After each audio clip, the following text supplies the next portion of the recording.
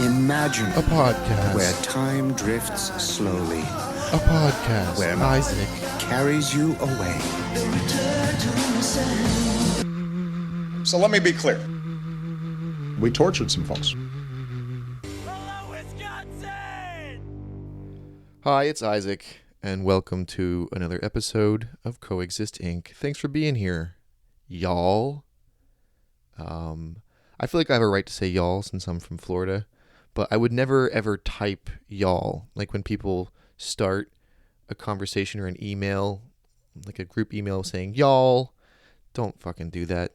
You haven't earned it, and it's weird. You can say it, don't type it. But I'm not here to shame you for the words you use. No, I'm here to shame you for the evil just under your nose that you didn't even see. And that evil is Ashton Kutcher. And I know that sounds weird.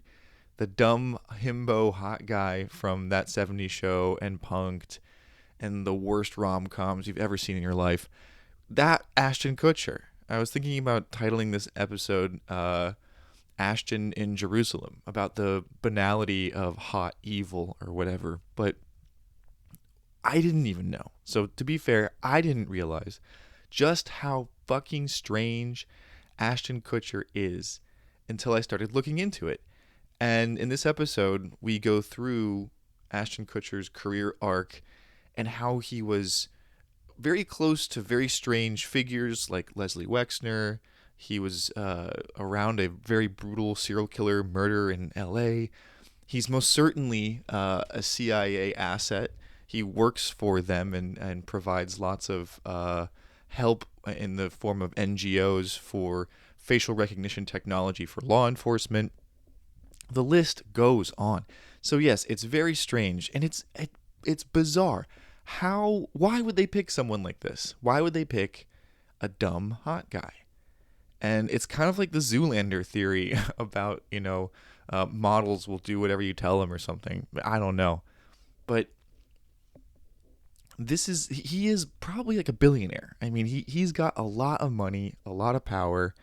He fucked up recently by writing an apologia to the judge for his friend Danny Masterson, who was convicted of rape and sentenced to 30 years to life in prison. Yes, that 70s show, it's all very strange. So to help me get to the bottom of all this weirdness, I'm joined by Klonny, also known as Parapolitical Mapping on Twitter, and Darius of 8 Plates, and we get into the Kutch. We check out who he is and why he does what he does. So yes, enjoy the show, and if you haven't already, subscribe, like, do all that stuff. If you don't give me money yet, that's fine. You'll pay one way or another, I'm sure.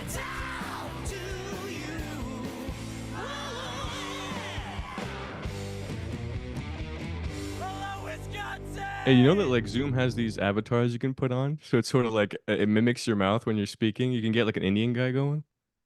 Do you know this? I've heard tell of such. No, I could. Yeah. Well, let me do it. Let me do it right now. I don't care. Sorry, Isaac. We'll start your show in 2 seconds. I gotta do this real quick. Speaking of Indian guys, though. Hello, everybody. Oh no. Hello, everybody. You're a me now. What the? Yeah. Sorry, guys. This is doing terrible. It's my fault. Let's please get going. I'm gonna remove this thing and I'll be right back. That Actually, I abomination, prefer that actually. What's up, everybody? That's better. That's better. Yeah. Let's just do this the whole show. Hello, I'm Red Fox. Some fantastic Mr. Fox shit. Okay. All right. Guys, please get started. I don't want to do.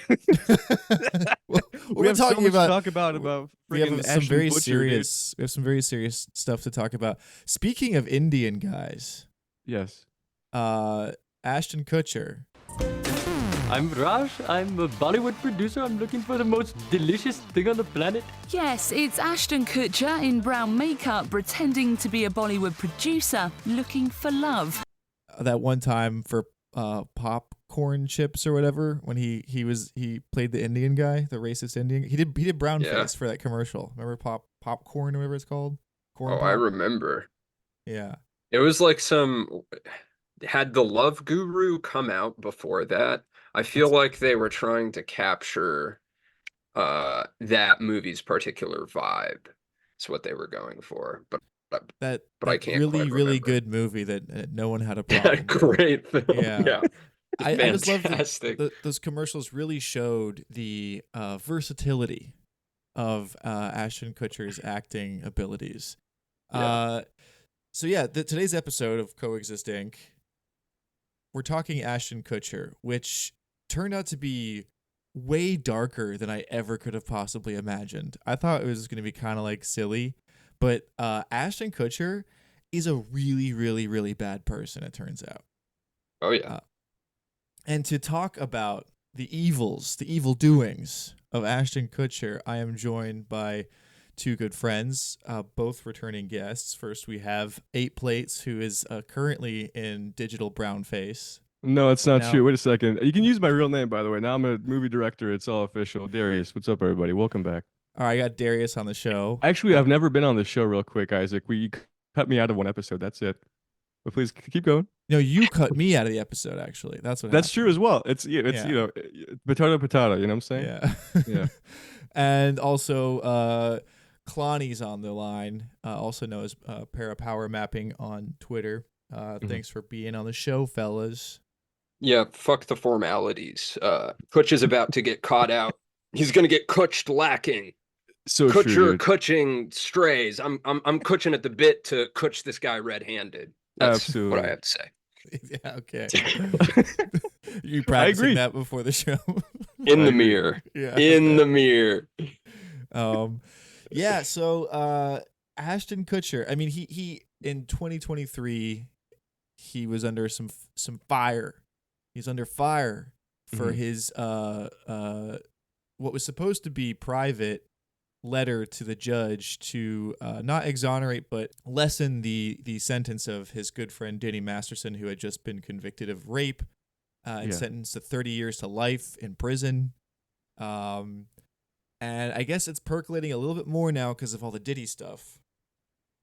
He's back in the news a tiny bit, but he has remained unscathed for the most part, I'd say. I don't think he's been like properly got. And I just want to kind of go initially. What is your relationship, everyone's relationship to Ashton Kutcher? Darius, want to go first? Yeah, sure. I as a kid, I used to love that 70s show, man. That was the greatest TV show of all time in my head. I used to watch him every night. He was great. He was like screaming shit about his dumb bitch girlfriend and like razzing on nerds. It was awesome. I really loved him. And then after a while, he was too handsome for me to like during my incel period. So I was like, I hate this guy. I want to find dirt on him. And then I sort of ran into some really disgusting stuff. The first of which, I think, and not to jump the shark. I'll let Klonny go ahead as well. But I do want to say that the worst thing Danny Masterson did, in my opinion, was found Dolce, the famous Italian restaurant, with Ashton Kutcher himself. I have the link here, so you can check that out on your own time if you want. I'm just going to post it. I don't know if you do like screen sharing, but that's pretty much it. I used to be a huge fan. And I saw Dolce, and I wanted to puke. What about Dolce did you dislike so much? It's basically the world's most disgusting looking restaurant, really. They have meat cutlets. Like, look at this and just tell me you don't want to puke right away. Oh my God. Share your screen. This Do it. is in Do it for the this is video. in the chat. Yeah. I don't know. I'm not as technically advanced for this. Okay, This is mostly an audio show, but Okay, I will. okay. It's closed, and the photos of the food. I love the bread basket photo of like really bad looking stale bread. The Yeah. pasta Wow. looks atrocious. Yeah. So I don't know if some you guys. spaghetti factory fine dining. Yeah. If you guys been to prison or not, but that's pretty much what I imagine the food looks like. It's very. It's like Only frozen- ever a holding cell. Never- Yes. Dude, fellow boozer, you drink, bro? yeah. Used to Damn, hell yeah. imbibe on occasion. Yeah, dog. Franz Bieberkopf. All right, everybody, we're back. But yeah, dude, look at this restaurant. That's disgusting. How can you love a man who puts food like this in your mouth, you know? Did anything else happen at that restaurant that made you upset, or just the food, the quality? Yeah, Because so it was if a you look bad at restaurant. if you look at the bathroom, first of all, that's a crime to me. Everybody knows I used to be a line cook. So I'm always like I Gordon knew Ramsay. you were BOH. I knew it. I knew it. No, dude, I'd start red pilling customers if I was front of house. No, it's I was so I see this picture of the bathroom, right? And as my dear friend Anthony Bourdain, never met him, but I read all his books, told me, you can tell a lot about the cleanliness of a restaurant by looking at the bathroom here. And if you look at the pic here by Danielle C. from October 16, 2007, you can see there's celluloid. Uh-oh, celluloid in the bathroom. That's disgusting as well. I don't know, it just looks like a scam. And rape is bad, but bad food is inexcusable, in my view. God. Okay. That's some words to live by. Thank you. Yeah. All right, Klonny, what's your relationship to Mr. Kutcher? Yeah, I'm here for very personal and selfish reasons. I want to get it on the record as a Midwesterner that I disown Ashton. And I gotta say, Isaac, with all of the anti-Midwestern bias that you've been spewing recently, you're very lucky that I'm showing my voice. Okay, this, but in all seriousness, as a cornbread and braised Midwesterner, I have a personal vendetta against Ashton Kutcher. Now, I'm not an Iowan, whereas he is, but he gives us flyover folk a bad name, I'd say. And all of you can't see me, obviously, but it doesn't help that I have the same sort of farm boy physiognomy as Ashton Kutcher, and I've often been mistaken for the Kutch, or else asked if I'm his twin. So, and I'm not being facetious. This is very serious. Yes, you're being self-complimentary. Yeah, that's a handsome guy, dude. He's a very handsome guy. I've been compared to a hobo. I've been compared to Franz Bieberkopf. I get compared whenever I have a mustache to Nigel Thornberry. That was smashing. That's my go-to. That's dope. No, I'm joking. I'm much closer to a Nigel Thornberry. That's a bit. I just imagine you as like a corn on the cob on a stick is how I imagine you. You got it. Yeah, that's what your image for the video is going to be, is just a talking piece of corn. But yeah, I got a bone to pick with Ashton. I want to just say I disown him as a Midwesterner straight off the bat. I do not stan his CIA standing. I don't dig his weird cyber security anti-trafficking startup shit. That has seemingly opened the door to him actually watching child porn materials as he said in a Senate hearing. And I don't fuck with his defense of his rape buddy, right? Yeah. His rapist buddy. Now, one more thing. In defense of Ashton Kutcher, you guys both hate Elon Musk, don't you? You really got a bone to pick with Elon Musk. Or like Elon Musk, more like Elon Ma. You guys hate him, right? Yeah, of course. Well, so does Ashton Kutcher. So that's your side. That's your side of the argument. Ashton Kutcher is like, are we invested on this? And then so there's an interview article, whatever you want to call it, sort of this like puff piece basically, where they ask him about Thorne, etc. And Thorne loves AI. Basically, that's the gist of it. He loves AI. Is just to remind the listener, Thorne is the Kutch's anti-sex trafficking Neuralink, I forgot how you referred to it, but his AI anti sex trafficking AI company. Yeah. Actually, I got it wrong. It was the other company. Basically, he's got another company where it's like more AI focused. Thorne, as you said, it's more security and facial recognition. But this one, I forget what it's called. Anyways, but he was interviewed and he didn't even want to mention Elon Musk. That's how much he hates Elon Musk. He's like, maybe Elon Musk is doing his thing, but I don't want to talk about it. I don't want to see him. He was completely anti-Musk. So how do you feel about that? Does that change your views? Well, Hitler was a vegetarian. Yeah. And so by that logic, all vegetarians are Hitler. Right? Also, he could have eaten at Dolce because they do have a vegetarian menu in there.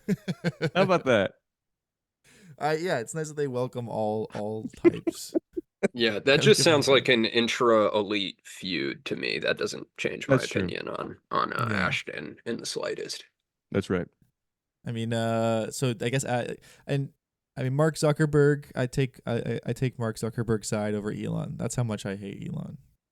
Right? He's just so much more annoying to me. But we're getting sidetracked. We're talking Yes, sir. Ashton. We're talking the Kutch.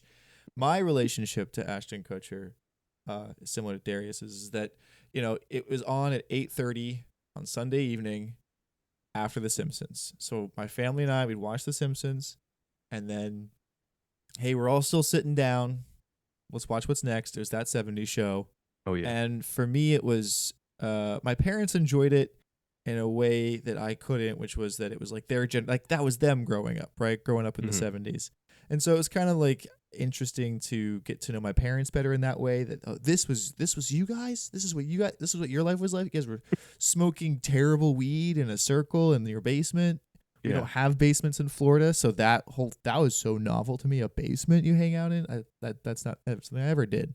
And then I don't know, he just became kind of Hollywood filler for me, and that I didn't care what he did. He did do the Steve Jobs biopic, which I was curious about because Steve Jobs went to my college, Reed College, and I guess that the movie features a fake scene of Reed College, so I was kind of just curious in that regard.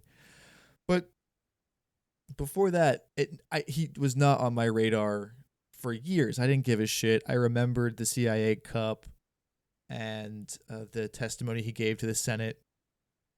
But it didn't faze me. And so that's why I'm so surprised, having spent this past week just kind of looking into who the fuck Ashton Kutcher is. It is fucking crazy. It is nuts. This guy has been so close. It can't just be a coincidence. This guy has been so close to so much weird shit his entire life that he is a uniquely evil and weird guy. So I want to start chronologically with Ashton Kutcher he's born in Cedar Rapids, right? That's his Conservative Catholic family. Yeah. If we're starting all the way back there, I have two little pieces of information to introduce very quickly, which would be that there's kind of a parapolitical truism of people that are compromised, or people who have been sexually blackmailed have more success in the industry, right? And he this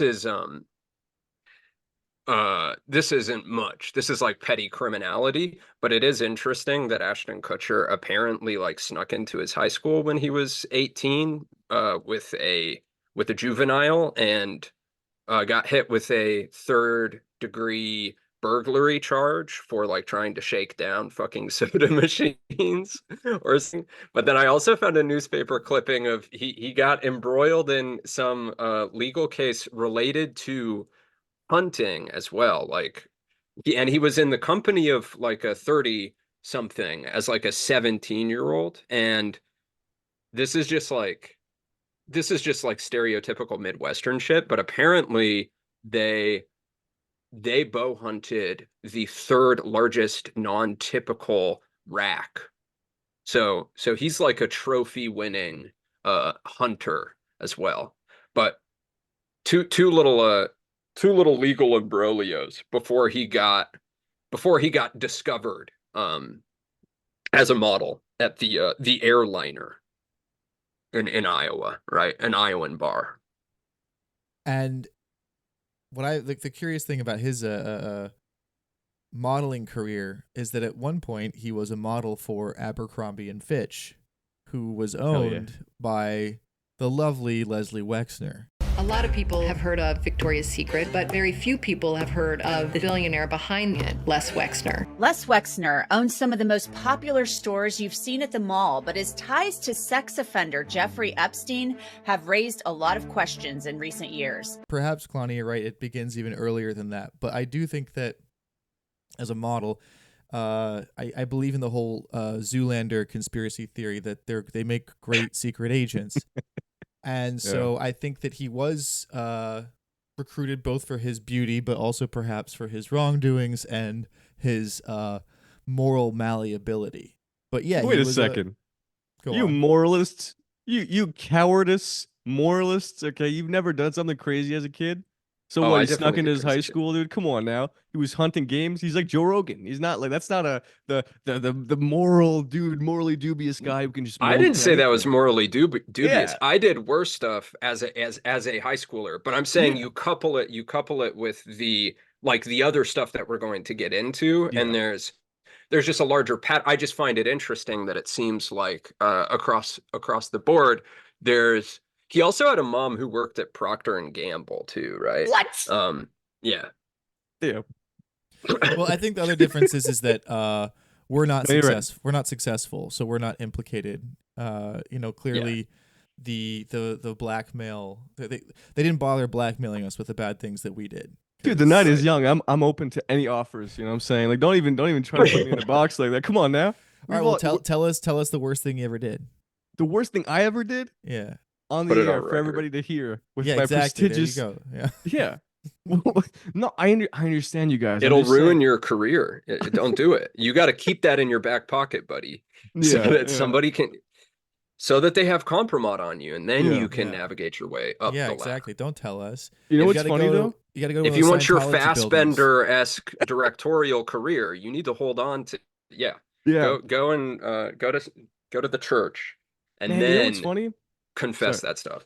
No, it's all Here's you. the thing. I really think that it's crazy how sanitized everybody is these days, especially the people on top. Like people expect these directors to be clean, and then that's why they're able to get blackmailed. I feel like in the 70s, the most normal vanilla director had much worse stuff under his belt that no one cared about. Is that true, or am I just tripping you?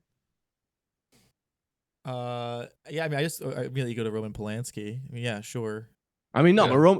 but that's what I'm saying. You have to be that crazy, that like close to that many, that number of crazy events to be like, oh yeah, Roman Polanski is not a great guy. I'm just talking about everybody else though. Think about all these directors who like killed a kid by accident, who are like driving drunk and shit, and just fucking, or like an I extra. think it was just Those- more out in the open. Yeah. It is how Yeah? I would think about Those, it. Yeah, those were I mean, the I feel like days, there's been a man. Those were cultural the shift. days. Yeah. I just don't think great. that like a Rust event, that's kind of old news now, but the Alec Baldwin shooting an extra, blasting her away, that wouldn't be that big a deal in 1972. Yeah, no, it's a shame. It's a real shame that My point is, just like Jerry Seinfeld, we should bring back real men in comedy, okay? Okay. Murder and so such cases. back Go. to the Kutch. Right. His the Wexner thing to me is just the beginning of a series of coincidences that tie Kutcher to just bizarre moments that only seem to elevate his stature and his pocketbook. I mean, he's a very, very, very rich man right now. I mean, it's incredible that this fucking doofus who played Kelso, who is like a dumb guy pretending to be smart, which is like every fucking tech bro I've ever met in my life, is that successful. So he starts with the Abercrombie, handsome guy. Very quickly starts to Calvin and Klein too. Calvin and Klein, which Just like Mark Wahlberg. oh yeah, just like he beat up some Hey, there's Vietnamese a- guy too. There's another Wahlberg connection we can get to a little later. Oh, so many. Not to speed run through anything, and please, guys, feel free to interject with. Okay, little so here's the thing you guys anecdotes. got to watch. I'm so sorry for this. This is my last interruption. There's an No, it's not. advertisement No, from the it's night. not. I know it's not. That's a lie. But there's a video of this old Calvin Klein ad with Mark Wahlberg, and he has the funniest dialogue of all time. It's with Kate Moss, I believe. He's like, "Ooh, you got freckles," something like that. It's amazing. Please watch that. Continue. I'll put a little soundbite in there just to make you. Ooh, she got freckles. So good. But My he favorite is- Wahlberg has to be the trolley car video where he's talking about how he came from the streets. That's like Yeah.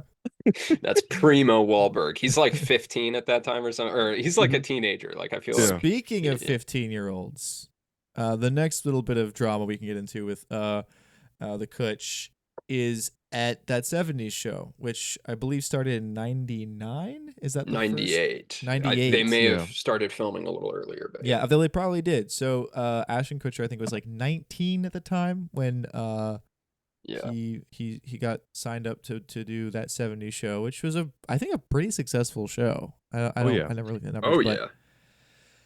He was also joined by 14-year-old Mila Kunis, his future wife, and famously like sexually harassed her when on set. You know what's funny is when she was 14 when we started the show. I was like 19, right? Right. And they're like, okay, you guys are going to be making out in this scene. And I'm like thinking like, wait, this is like slightly illegal, that's right? probably your first kiss ever, right? It was my first kiss. Why don't you tell them a bet you made with Danny about our first kiss? No, it wasn't the first kiss. No, It was like go a ahead, second or Ashton. third kiss. It was the first. It was like the first week. No, it was not the first week. Whatever. Let me tell you what happened. Let me tell you what happened. No. Okay, so I've never kissed a guy. So I was so. I mean, Ash was attractive, and I was a 14-year-old little girl, and I was extremely scared for my life. Sure. And he was very nice about it. He was like, "Oh, don't worry." So I was like, "Okay." Then Danny goes and goes, "Dude, I'll give you $10 if you French kiss her." What would you stick your tongue in my mouth or some? What? No. For $10. You're making it sound like it was like really. Okay, Dan, we had a little side bet going. Yeah. Like, Which was? It wasn't very as to whether or not, you're kissing on the show or boyfriend and girlfriend. Yeah. You would use tongue, right, Rosie? I mean, you would. It depends what kind of an actor you are, I guess. Absolutely, right? Yeah. So Danny bets me like $20 that I wouldn't do it, and of course I'm like, yeah, sure. What's the deal? And then the cop showed up and you got arrested, pretty much. They should have, but they didn't. A 14-year-old Danny Masterson, who I guess was a couple years older than Ashton Kutcher, and had been in the movie Face Off. Do you guys remember the scene he was in? No. Danny Masterson played John Travolta's daughter's pervy boyfriend who was like sexually harassing her, and John Travolta like fucking bursts, like punches the window open and drags him out and like beats the fuck out of him. Yeah. So he was typecast from the very beginning. Yes, immediately. Wow. Yeah. So Danny Masterson, who's a couple years older, and like I started like ushering Ashton Kutcher into that. Also connection, Danny Masterson in Face Off, John Travolta, Scientology. Probably not a coincidence. Yeah. And Masterson bros are second generation as well. This is an important piece. They were. Oh, is it Chris Masterson, his brother? Is that his brother? His brother from Malcolm in the Middle. Can you repeat the question? He has a younger brother. I can't remember his first name. But Oh, yeah. He was the older brother in it. Yeah. He was in Scary Movie. There's a scene in Scary Movie where like he's dying, and then Anna Faris has to give him a hand job so he survives, and then he comes a lot, and the whole room is filled with cum.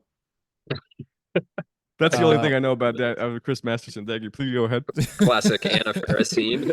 Yeah. So no, I didn't realize he was he's generationally Scientologic. Apparently, that's yes. Interesting. A second generation Scientology member. I haven't had a chance to look into his parents' connection, but he did seemingly. They're like Church of Scientology experts and others on the record who have talked about Danny essentially recruiting. It's almost like that 70s show became a Scientology vehicle. Like he was trying to recruit the entire cast. And I was going through all of these old photos and of these Christmas fundraisers, Scientology Christmas fundraisers. I don't know if you guys were looking at these, but he did get like Mila performing at them, Ashton, the mom, whatever her name is, Laura Prepon, the redheaded love interest of, and the father-son duo, to their credit, Topher Grace and Red Foreman, whatever his name is, seem to be the only two that I didn't manage to find any photos of them. Yeah, I'm a Topher Grace defender. Grace defender. Me too. He's got he's growing on me after I discovered that Topher declined his invitation to the fucking Scientology Christmas fundraisers. And that's why just real quick, I this is not to be edgy, and I already hates it. What's wrong with Scientology real quick? I know this is a huge rabbit hole. But like it's goofy, but it's like there's so many. There's like the Raelians, you know what I'm saying? The Raelians, the alien swastika Jews. Yeah, that's great. Like it's like, I mean, ask David Miscavige's wife what's wrong with Scientology. I do. I'm gonna look that up. Did he die? Did she die? Ask the Masterson accusers who were Church of Scientology members who give, who have given a ton of testimony talking about how he was essentially protected, insulated from their accusations by the church. And it seems like, yeah, I mean, it's a cult. The Church of Scientology does this all the time. Damn. Yeah, I mean, there's a lot of murder around Scientology. They're not to be fucked with. We actually have a huge, I think, the largest Scientology community in the world, just north of where I am in Florida, in Clearwater. And I went and visited and walked around, and it's a weird fucking place. They're weird people. Mm-hmm. They inflate their numbers a significant amount. Like there aren't that many of them. And they're just like, they're little terrorists basically. And they use the same system of sexual blackmail that the CIA uses to empower themselves basically. It's a very effective tool, it turns out. And it's a big no-no. So they love to collect intel on their members. So Danny Masterson bets Ashton Kutcher that he said, I'll give you 10 or $20 to French kiss this 14-year-old Mila Kunis for a scene. And they brag about it on the Rosie O'Donnell show. This is kind of fucking weird. Oh God. Yeah. It reminds me of like the Hillary Duff comments too. Yes. Yeah. So the punks. Yeah. So the punks we'll get into that too. But as we continue down this this journey of Ashton Kutcher's life, what the really interesting event is, I mean, so that 70s show, massive success. Mm-hmm. Kelso is a burgeoning teen heartthrob. Danny Masterson, I don't know who he inspires as the curmudgeonly Hyde.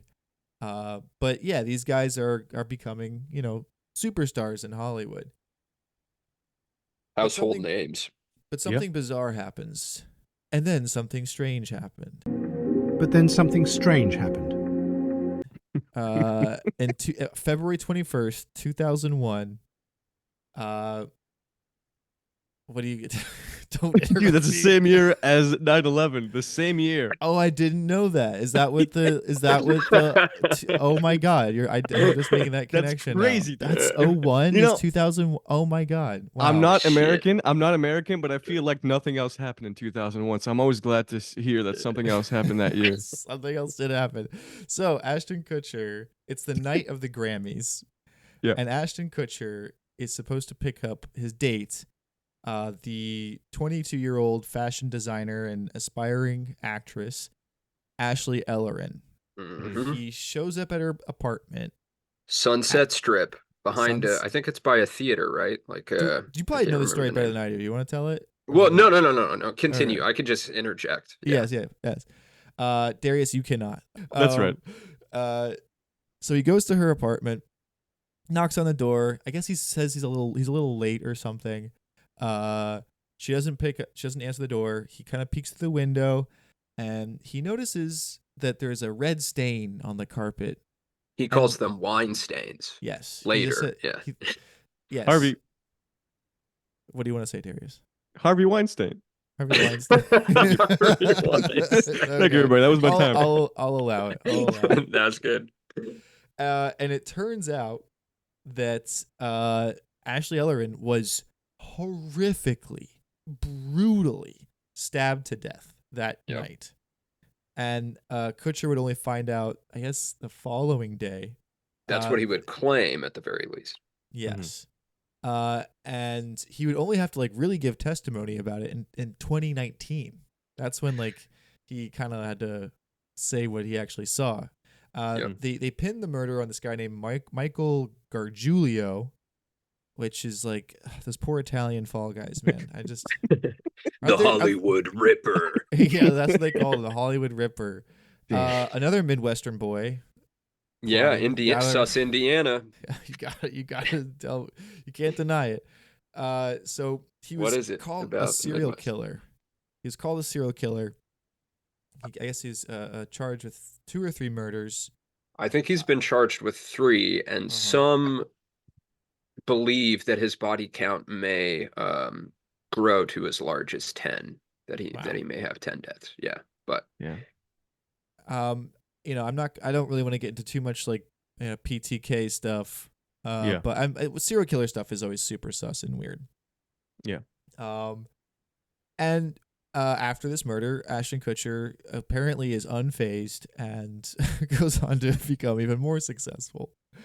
So he was evidently worried enough so he did give comments to the police after the fact, and there's like in a couple articles I was reading about this, there are some lines describing how he was concerned about how his fingerprints were on the door and the doorway, so like on the premises.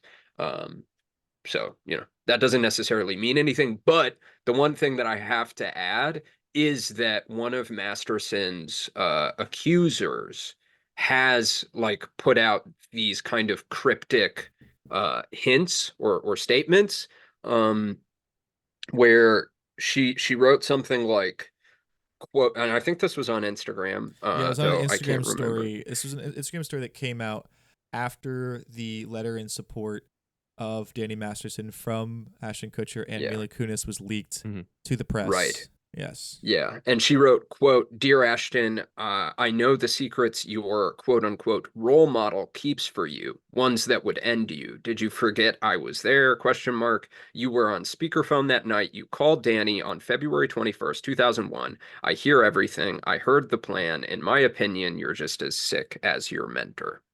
End quote.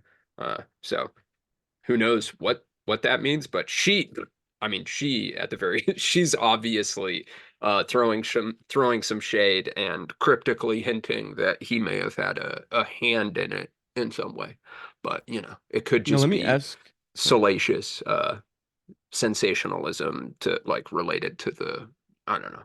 I mean, who knows? Yeah. Well, that's the thing. We all hate Ashton, okay? I think that's pretty clear. But at the same time, for someone to have information like that and be like, "Oh, I might not say," is also a little weird, isn't it? I mean, it's not like I don't know. Like, does she fear getting killed or something? Why can't she just deal with that in somewhere else than the Instagram stories? That's what I'm asking.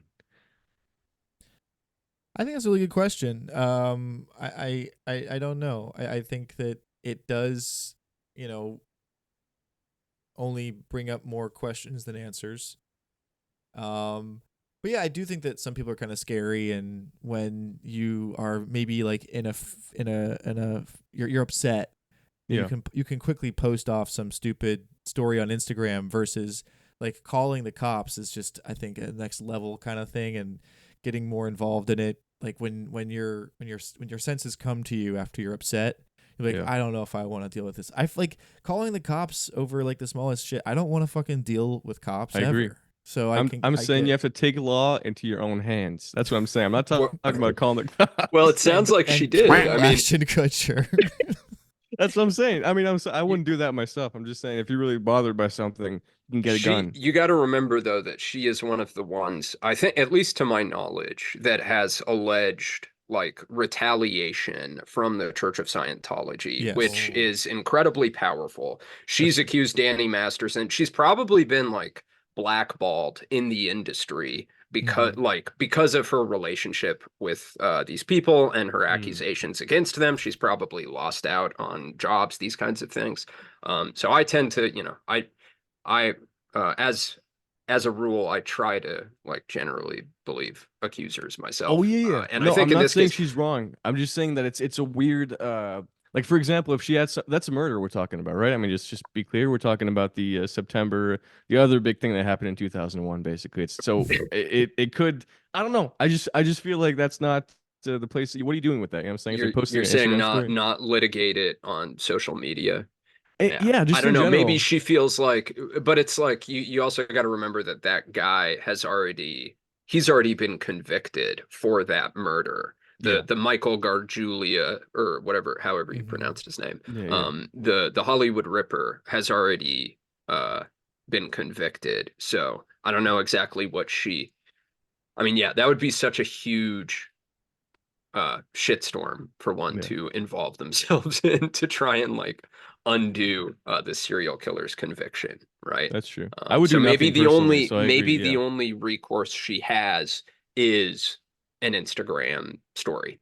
Damn. Yeah, especially like if your attorneys are like, no, don't fuck with this. We're not Yeah. going to put out a statement.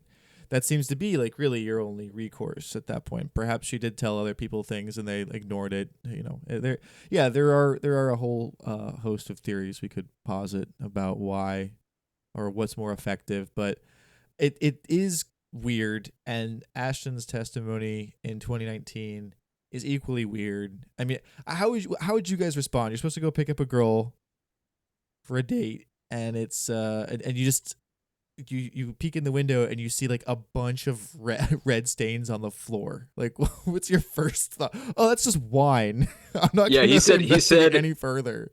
He said he thought she had gone out for the night, as if that was like, just usual Ashley party pad kind of situation. Not gonna go on a date with a superstar to the Grammys that they had planned on doing. Like that's Right. yeah. Oh And yeah, he no, blew she's- he blew her off too in like the official narrative. Supposedly he was supposed to have dinner with her, and then he blew her off to go to this Grammy watching party. And she was upset about it and pissed off. And yeah, so I mean, I guess at the very least, Ashton Kutcher has an alibi apparently because he was present at this other party. with Yeah, Danny but have you seen Masterson. American Gigolo? That could be made up. Alibis That's are what not I'm real. saying. That's what I mean. So Richard Gere was innocent in that movie. Gere? Gear, whatever the hell. I don't Yeah, know, dude. okay. I was Mr. Movie Man. Ricardo Gere, the famous actor. Giuliano Gieri. I don't know, dude. I won't. Jerry. Yeah, Okay. lots of interesting points you guys bring up. Maybe he blew her off, but then actually he blew her away. That's my first point. Second of all, you asked me what I would do if I found my girlfriend with a stain and then missing. I would freak out. I'd be like, oh God, oh man. I'd be really crazy. So that's just my answer to that question. But you guys make good points in general, though. Yeah, I think it's a perfectly normal. I think freaking out if I peeked in a window and I saw red stains on any, I'd be like, oh my God, I'm calling the police right away. So yeah, Definitely. I mean it's a coincidence number. Are we at 2 or 3 now? I don't know. Let's say that we're at There are more of coincidence them. 3 because the first one was just his association with Danny Masterson and molesting Mila Kunis. By the way, I watched a few episodes of the first. Oh, it's so season. gross. It's so horny and pervy. The show. It's all like They habituate that. The one episode that I watched, there's a moment, I think it's in the first season, they're having a party in a pool, and it's like Mila's mother's, because she's a real estate agent, and so she's showing the home, and they're trying to throw a kegger, and there's like a scene where Ashton Kutcher, it picks her up, is literally holding her against the pool wall, and just like fucking like sucking on her neck. It is so gross. Because she must have been like 15, still 15 or 14 at that time, right? 14 or 15 And it's like years old. like the actual choreography of the show, it's like it's been blocked to be as pervy and like pedophilic as possible. Because they have him like holding her to show their size difference, right? He's literally just like holding her in the air. It's very strange. And she is so tiny in the show too. I mean, like, she's a very small girl. And yeah, when you're watching that as a kid, you don't notice a goddamn thing. But later on in life, you're like, that's not right at all. And I wouldn't even say it's about like the time period as much as it is about knowing what we know about Ashton Kutcher and just the Hollywood industry now that I don't think we knew then. So is there anything else you wanted to say about that 70s show before we go on to Ashton Kutcher's next venture? Klonny brought up the word, the term choreography. Is that correct, Klonny? Am I misquoting? No, you're not misquoting. Great memory, buddy. So the reason why I bring this up is that choreography. I just looked this up, by the way, so I don't look like a fool. Is the name of Corey Feldman's memoir, in which he says that he was assaulted. Corey Feldman along with Corey Haim, were the boys for Mr. Charlie Sheen, apparently. So that's also a very scary coincidence. Interesting. That's an interesting synchronicity. Yeah, that's another one who Charlie Sheen would be replaced by. So, yeah. yeah. The 2.5 Men connection there is very sus. That's right. That like semi autobiographical philandering show. Yeah. Mm-hmm. Yeah. And Creepy. so after that 70s show, which went on for far too long, Kutcher's next professional move, besides starring in, I think, The Butterfly Effect. Oh, I love that movie. That really, when I was a kid, now I probably couldn't watch it, but this is all like a period of time where I would love that. I was like, yo, it's the Kutch Man, you know?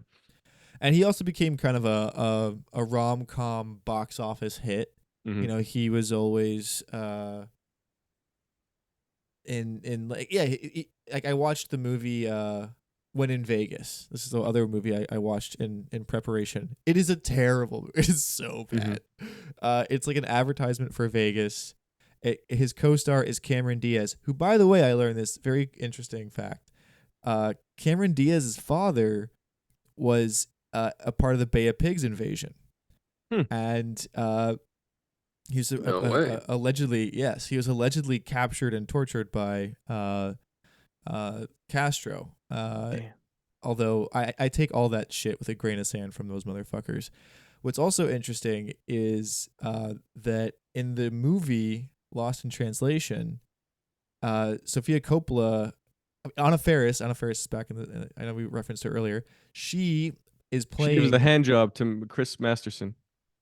Yes, she also plays the movie star opposite Scarlett Johansson. Right. And she's supposed to be a veiled representation of Cameron Diaz. And she tells that story at dinner about her father being captured and tortured. So apparently Diaz wouldn't speak to Coppola for 10 years after that. She was so upset with how she portrayed her. Wild. Right? Yeah. So what happens next is Ashton Kutcher gets, after his rom-com stuff, punked on MTV.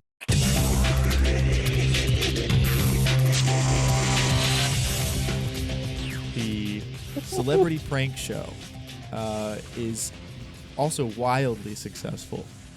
Do you guys remember the first episode, what they did? The first episode of Punked? Not me. They had Ashton Kutcher, his hidden camera show, prank show.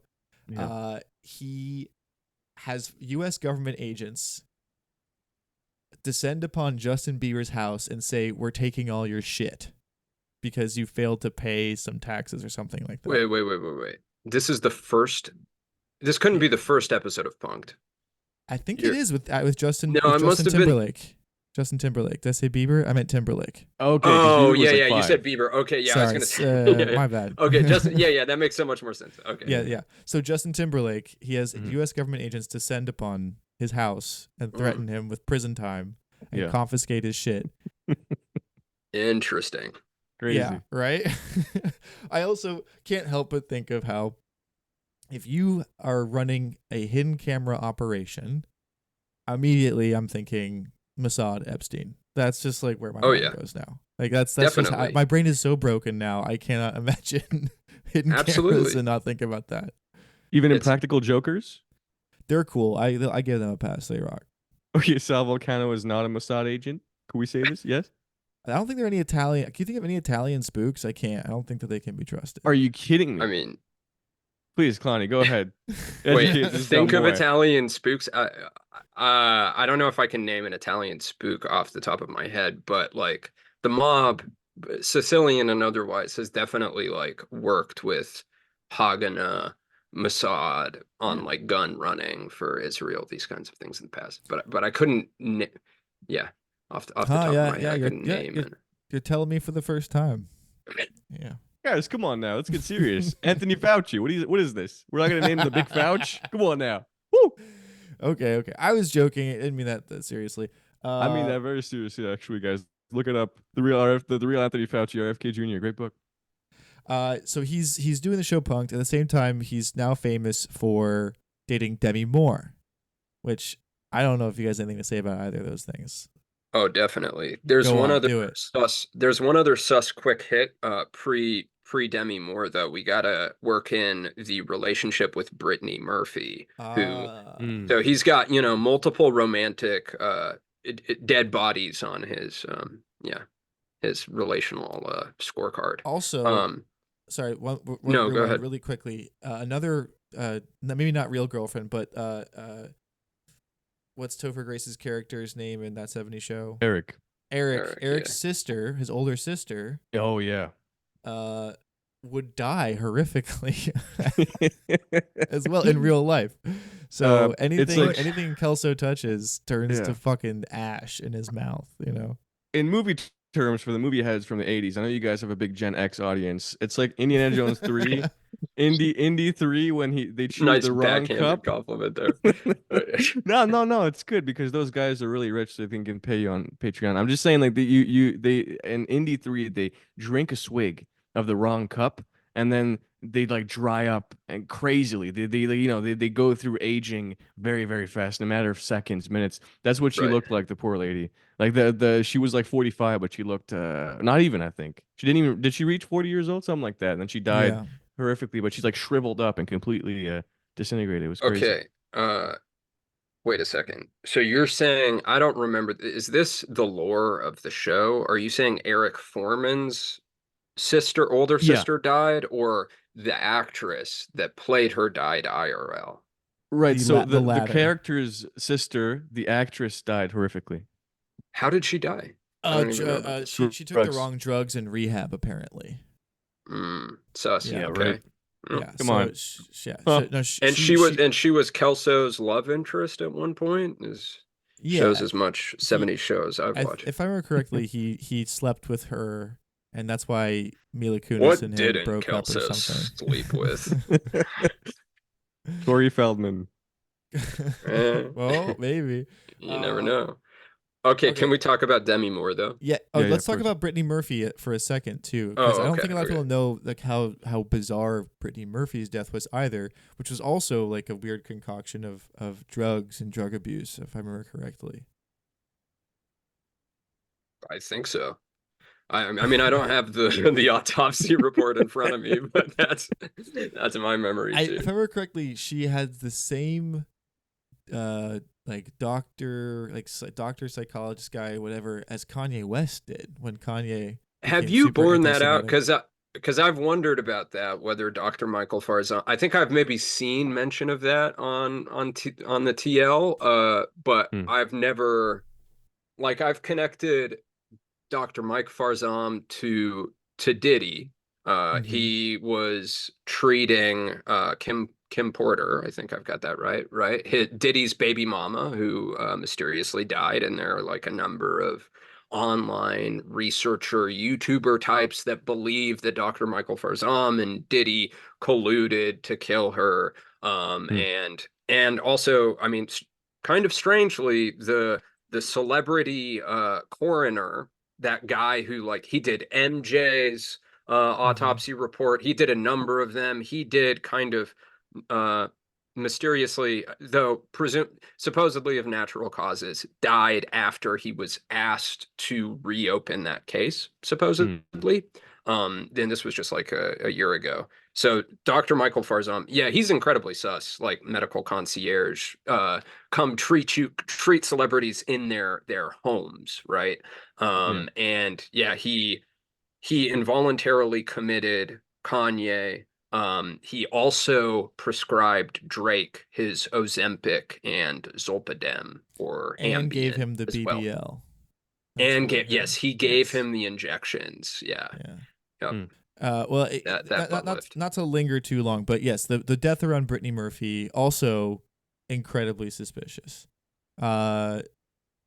Do we have anything to say about Demi Moore? I mean, she's just like everything Ashton gets. It's just terrible. It's so bad. Why would anyone want to associate with him? Just like he's cursed somehow. Yeah. Are we on to Demi now, or are we doing? Unless we want to say anything else about Brittany. No. I'm down to talk about Demi. I don't have anything else on Brittany. All right, let's do Demi. Okay, cool. Well, one of the first things that comes to mind for me, y'all have probably seen the video. Do you remember the one where she's drunk as like a 19 or 20-year-old? And there's this video of her repeatedly making out with her underage General Hospital co-star. I think he was like a 15-year-old kid, Philip Tanzini, something like that. Have you guys seen this one? It's like Another Italian victim. Yeah, no, it's very interesting. No, I haven't. I don't even know what the hell General Hospital was. I thought she was. I think it was injured. a soap. Okay. Yeah, if I understand correctly. But yeah, there's a video that goes around online like a fair bit. You know, it's like you'll see it end up on the TL by those like more right wing like QAnon types will often be sharing it of her like making out with her co-star at that time, and he was still very, very much a minor. But she herself was likely, I mean, seemingly was definitely victimized because she got married at 17. So apparently her first marriage was to this Bob Dylan adjacent Minnesota-born songwriter named Freddie Moore, who married her when he was 29, and he met her in LA when she was 16, and then they promptly got married when she was 17. So like pretty sus chances. Just like Elvis. Yeah, similar vibe, though this guy, I haven't like found videos of this yet, but apparently this guy sounds like a real freak. He had some kind of cat persona. So he was like a singer-songwriter type, and he would play the fucking Whiskey Go-Go, and he would apparently pantomime as a cat. Trailblazer. Look Yeah, at all the furries these days. Come on now. There you go. He's like the Martin Luther King of the furry. He was the proto furry. Yeah, he's the proto furry. Yeah, I don't know, but very strange. Yeah, so there's all of that, and then apparently, I mean, you know, word on the town is that Demi Moore may have she may be in a fling with Joe Jonas right now, from what I've heard. So hell yeah. He's the one with like diabetes or something, right? I don't know about that. I think that's all I remember. Yeah. Or he has like Munchausen syndrome, something. He had did some commercial for some disorder he has. Interesting. So yeah, the coupling of Ashton and Demi is an odd one, I suppose. But there are like I mean, it's a decent age gap. He was in his 20s, but I think in like, you know, in the context of the other stuff that we're going to talk about, and then the fact that they work together on starting fucking Thorn, Child Defenders, startup, trafficking startup, you couple that with the fact that she seemingly, you know, she's a product of Hollywood Babylon. It seems like there's a decent chance. Like, she comes from the machine. She seems to have been a victim herself, and then has kind of like perpetuated some of those behaviors. And at least there's footage of her making out with a fucking. Which I mean, also- the kid looks like he's 11. Like, if you watch the video, he doesn't look like he's 15 at all. If you see it, people will know. For whatever reason, it seems less worse to me. It's kind of like when you hear about like a hot teacher hooking up with like one of her high school students. Like, it's kind of That's sexist, Isaac. No. I know. But the age difference issues seem to go both ways for Ashton, both with marrying Demi Moore, but also, and on Punk'd, and you mentioned this earlier, he notoriously made a very bizarre comment about Lizzie McGuire when he was punking her with a hidden camera, which you and the Olsen twins. And the too, Olsen I think. twins, where he said something like, Hillary Duff is in Lizzie McGuire. She also has an album out. She's going to be in a movie called Cheaper by the Dozen. And she's one of the girls that we're all waiting for to turn 18, along with the Olsen twins. how they're one of those people we can't wait till they turn 18. I made that joke about Barron Trump recently because he turned 18 in March, and I was just talking about like how excited I was for him to turn 18. Anyway, so let's get into Ashton's foray into philanthropy, activism, and Silicon Valley. And I suppose we can start with the sex trafficking organization that he founded with Demi Moore. Yeah. So, Wait a second. Was that before Family Guy season 14? Huh? Well, like was Thorn created before Thorn? Was it created before Family Guy season 14? Because I have something about that as well. I got a Family Guy season 14 drop that I have to give everybody. The audience needs this about Okay. Ashton Kutcher. All right, if it sucks, I'm cutting it, but go ahead. You've also, as you can see, ladies and gentlemen, this hasn't been cut, therefore it was good. And I know that before because it is really good. Basically, season 14, episode 10, before we get into all the Thorn stuff, he appears as himself, in a Korean ad, okay, for a dog cooking bag. Did you know this? Because Family Guy says that Korean people eat roadkill. So there's like a bag in front of the car, and it says if you hit a dog with your car, you can put it in, and the engine cooks it. This is a real thing. It's on YouTube.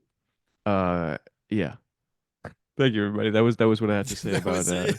That's kind of a crazy role, isn't it? Because he's like, oh, we care about children and making the world a better place. And then he goes off to play Ashton Kutcher, saying that Korean people eat dogs. That's kind of crazy. That's kind of a wild thing to say as a peace-loving individual, isn't it? I don't know. You be the judge. that's very off color. Yeah, that's weird. Yeah. Thank you. It's a lazy joke. I'm not the dog eat. It's gotta be better if you're gonna accuse people of eating dogs. Anyway, they do eat dogs. Yeah, they do it's eat fucking- horses there. That's true. Well, so do I. Am I Korean? You know what I'm saying? Like it's a worldwide thing. You don't have to be Korean to eat it up. That's all I have to say. It doesn't matter. So yeah, I just wanted to drop this in because season 14 was a low season. It was a low point for Family Guy. So episode 10 having a Kutch on there was kind of crazy. That's just my take. Yeah. He was also on Robot Chicken a lot too, wasn't he? Ashton Yeah, that's Kutcher? Adult Swim though. I don't fuck with that. Okay, Cut it. well, I will change the subject right now. So Did my boy Sam Hyde wrong on Adult Swim. I don't want to see any more of those guys. They just cut the best shows off like this, and then they keep it adults. It doesn't matter. Let's not get into that. These are real things that actually bother me. Thorn is nothing compared to what they did to Sam Hyde on Adult Swim. All right, I don't want to talk about Sam Hyde. Anyway, Me neither. I've got nothing to say. We're talking. You We're only talking about one Thorn. perverted Hyde on this show, which is Whoa! Daniel Hyde. Damn. I know dirt on Sam Hyde, so I don't want to get started on that and his weird sexual inclinations. But what was I gonna go with that? Oh yeah, Thorn. Klonny, you want to tell us what Thorn is? All right. So Thorn was started, if I remember correctly, let's see, what was I finding? 2009. Began as an organization called DNA, whatever that stands for, that acronym. I don't Demi remember. and Ashton or something like that. Demi and Ashton. Demi and Ashton, sex defenders or child defenders, something like that. Yeah. Yeah.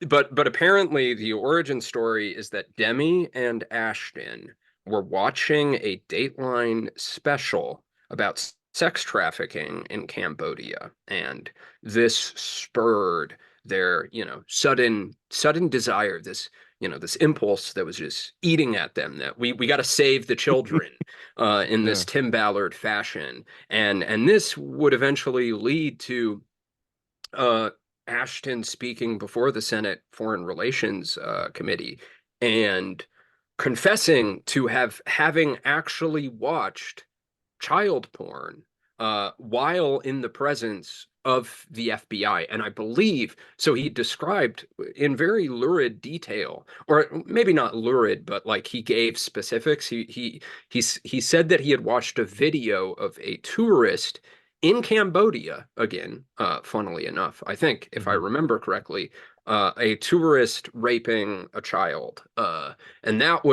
that's like, fast forwarding 8 years from 2009 when they started the organization to, I think it was 2017 when he spoke in front of the Senate. But they would eventually rebrand the organization and call it Thorn. And my memory is that it's it's kind of cybersecurity geared, right? They use things like facial recognition and AI to identify traffickers and potentially trafficked children. I think they like troll social media, this kind of stuff, sift through a lot of data, but I don't know the ins and outs, I don't have a technical description of like how the organization is supposed to work. But yeah, it uses pretty glowing stuff. Amazon's neurologic facial recognition technology, Mm. which was actually they stopped using it because of some controversy during the whole BLM 2.0, where black members of Congress were wrongfully identified by Neurologic right as like criminals. Mm. And so Amazon promised to stop supplying this technology to law enforcement. This is per Whitney Webb's reporting, the OG.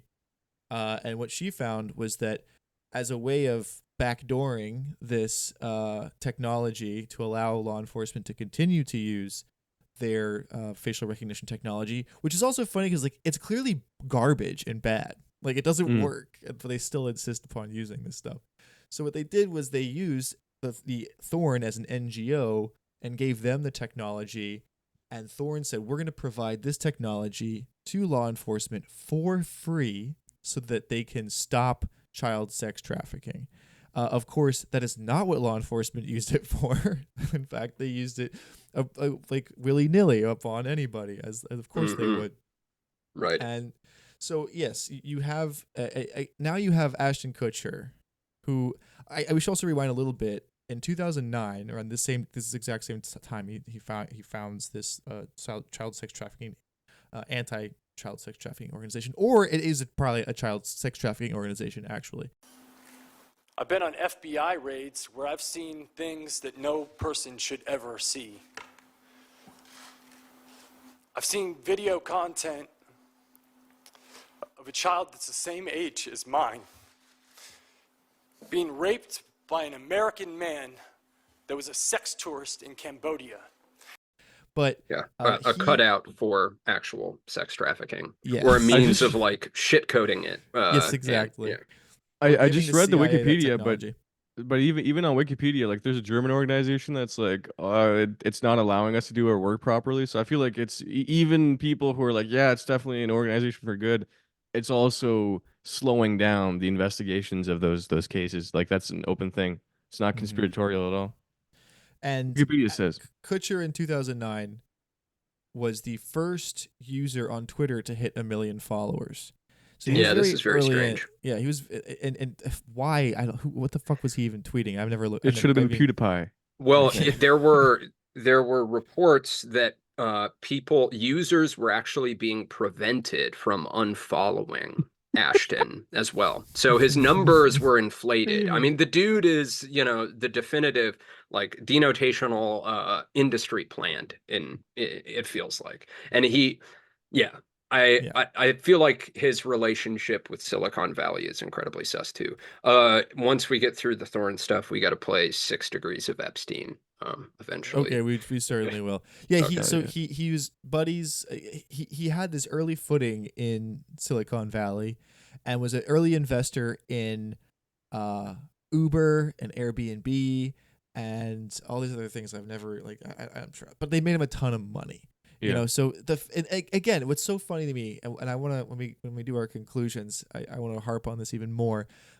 How this fucking doofus could be so near, not just like power and success and murder. Like, how the fuck is Ashton Kutcher like quite possibly like the evil genius of our era? Anyway, so. He's involved with Thorn. Yes, he gives a heart-wrenching, terribly acted speech to the Senate. I agree.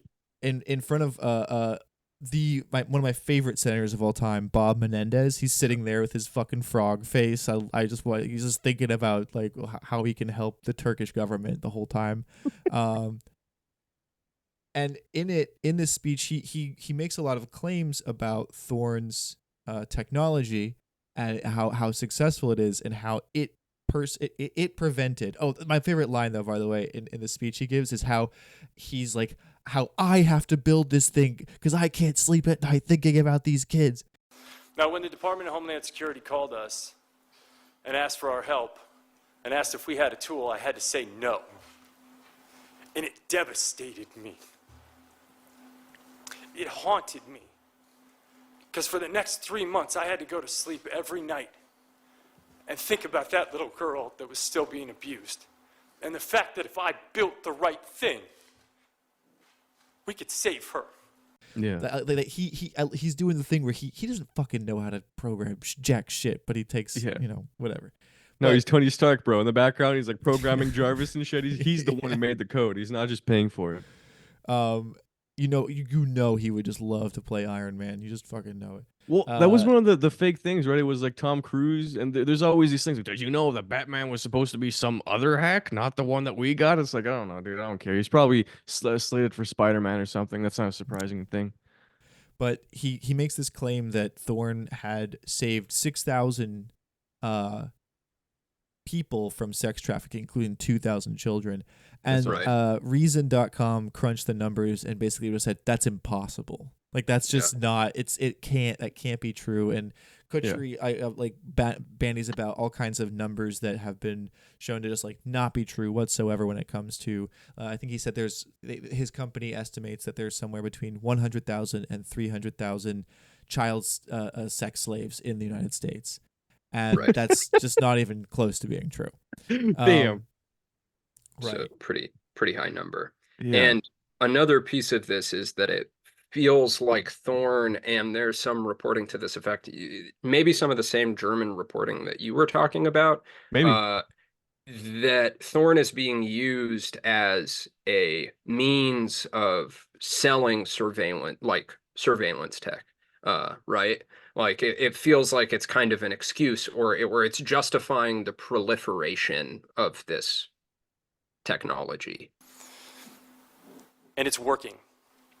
In 6 months, with 25% of our users reporting, we've identified over 6,000 trafficking victims, 2,000 of which are minors. This tool is in the hands of 4,000 law enforcement officials and 900 agencies. And we're reducing the investigation time by 60%. This tool is effective, it's efficient, it's nimble, it's better, it's smarter. Now, there's often a misconception about technology that in some way it is the generator of some evil, that it's creating job displacement, and that it enables violence and malice acts. But as an entrepreneur and as a venture capitalist in the technology field, I see technology as simply a tool without will. The will is the user of that technology, and I think it's an important distinction. An airplane is a tool. It's a piece of technology. And under the right hands, it's used for mass global transit, and under the wrong hands, it can be flown into buildings. Technology can be used to enable slavery, but it can also be used to disable slavery, and that's what we're doing. I alluded to a phone call that we got from the Department of Homeland Security about this girl that was being trafficked on the dark web. Now, it's interesting to note that the dark web was created in the mid-90s. It was a tool that was created by the Naval Research Lab called Tor, a tool with absolute purpose and positive intention for sharing intelligence communications anonymously. It's also been used to help people who are being disenfranchised by their government within political dissent in oppressive regimes. But on the other side, it's used for trafficking. For drug trafficking, for weapons trafficking, and for human trafficking. And it's also the warehouse for some of the most offensive child abuse images in the world. Yeah. Well, I think that's in general, if you can say one thing about facial recognition, is that it's never good when we need it. You know what I'm saying? It's never going to help us catch the Zodiac killer. It's always like, oh, that guy stole your Amazon package. That guy said some mean stuff on. You know what I'm saying? Like every time there's like this crazy new police technology, it's always used just to fuck with you, not with Mr. Kill Women #5. You know what I'm saying? Like it's not used how it should be. It never will be, I think. So let's play 6 Degrees of Jeffrey Epstein. Yeah. Okay, let's do it. Okay, so yeah, this kind of relates to Thorn. Around the same time, or a year or two later, Ashton started a VC firm called A Grade Investments in 2010. Now, guess who his partners on this venture were? So this is a very sus nexus. You have Maverick Records A&R exec and manager of acts such as Madonna, Red Hot Chili Peppers, fucking Amy Schumer. Fucking love RCHP, dude, or whatever. Yeah. Yeah. Go ahead. Guy Oseary. Yeah, I don't know how to pronounce his last name. Guy Oseary, I guess. Who, by the way, I'll let you know. He wrote a book called Jews Who Rock that is all about singing the praises of Jews in the music business. Yeah. And there's nothing wrong with that, of course. Yes. That's all great and good. But There's anything wrong with that. There's nothing wrong with that. But I have to mention that photos from the release party for the book appear in P. the Diddler Ditty's personal party album. And Guy Oseary is, you'll be especially happy to hear this, Isaac, an Israeli American. I know, your favorite thing. Don't say. But not only that, but Guy has also been pushing the like Noah Argamani kidnapping vid on Instagram since October 7th. Who's recently been getting memed quite a bit for like how well fed she looks in comparison to Palestinian prisoners. She got fat. Yeah, she gained weight, which just goes to show like Palestinian hospitality is a cut above in comparison to Israel. Also, to her credit, she hasn't retracted her words, attesting to the IDF's efforts to kill her and fellow captives. So that's actually pretty cool. But Guy Oseary is one of Ashton Kutcher's partners on A Grade. I think they may have changed the name, but the other primary player is none other than grocer magnate, NHL and MLS team owner, and Lolita Express frequent flyer, Ron Burkle. Ronnie. Ronnie!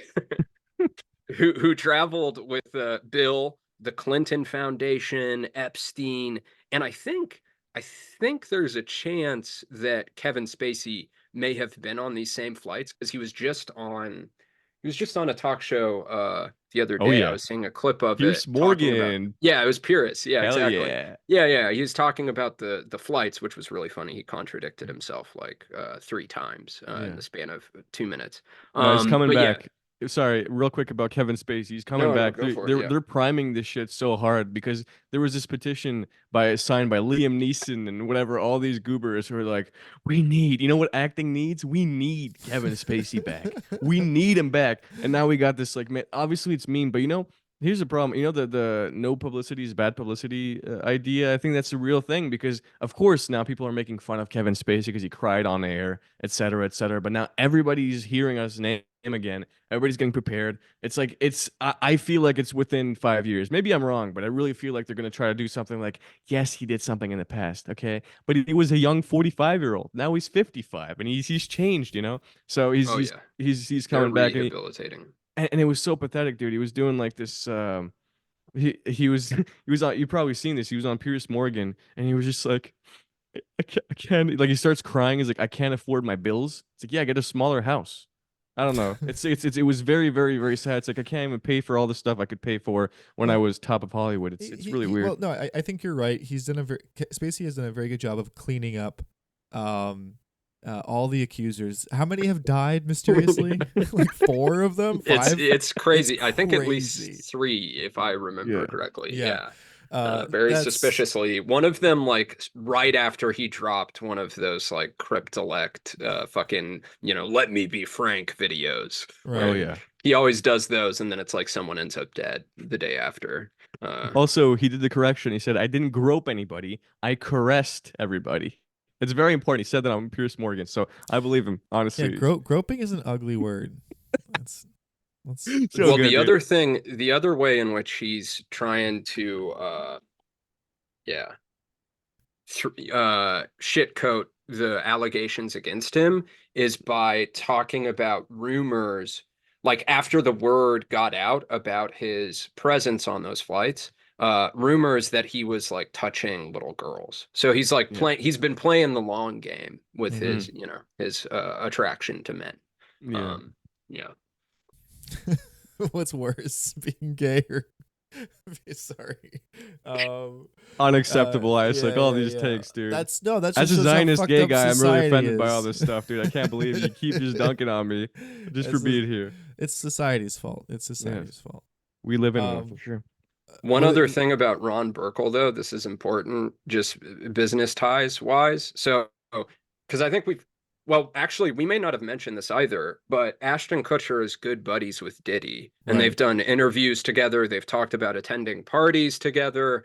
And there's an anecdote about how Ashton, the Kutch, wanted to punk Diddy. And Diddy refused because Diddy fucking hates cameras unless they're his, interestingly. He's got them all over his house, but anybody else's cameras, he doesn't want around him. They gotta be waterproof, that's why. Ashton, yeah, exactly. So they have like a whole shtick around that. When I can't remember it was, maybe like Corden or somebody. They went on some who was the Scottish guy? Oh yeah, Craig Ferguson. I think it was Craig Ferguson. Yeah, I remember could watching have been. that video. Yeah. So yeah, they went on a late night together, and we're talking about their buddy relationship. So there's that, and then we got to talk about how. So Kutcher has another connection. So Ron Burkle is his. You mentioned Les Wexner. He may have known Les Wexner. So we've now got two like single degrees of separation to Jeffrey Epstein on the board. Ron Burkle was an Epstein client. He's in the black book, right? He's in other like depositions as well, legal docs. But Ron Burkle also invested in Aqua Hydrate with Diddy and Mark Wahlberg. I told you we were going to work in Mark Wahlberg. So we did it. So not only does 5 a.m. We're up. Kutcher, not only does Ashton Kutcher party with Diddy, but the two of them are in business with Burkle and friendly with Guy Oseary as well. So it's all the same fucking milieu. Here's another Epstein connection per Whitney Webb. Thorne partnered with the NGO Polaris, which operates the U.S. National Trafficking Hotline, and whose current CEO, this is in 2021, is a former operative for USAID, a CIA cutout. Polaris is also a member organization of the Clinton Global Initiative, an organization allegedly devised and initially financed by Jeffrey Epstein, and also associated with Epstein's top co-conspirator, Ghislaine Maxwell. So yeah, they're all there. I even heard there's even like a Dutroux affair connection with Ashton Kutcher. Yeah. No. Yeah. Where? I haven't seen that one. Just when we thought we was out, dude, it's crazy. He keeps going. He keeps there's I don't think he did also stumped for Hillary in Iowa in 2016. He was on the campaign trail. And that's why she won. So the Dutroux affair, for those of you who don't know, is a horrific Belgian like child rape serial killing.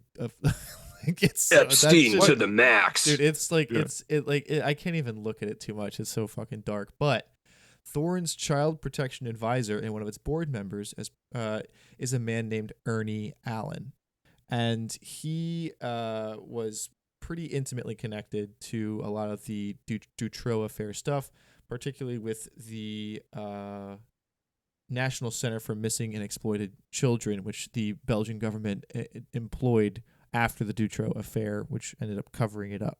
So wait. Walk this back for me. I'm sorry. I missed this. Ernie Allen, how does he connect to Kutcher?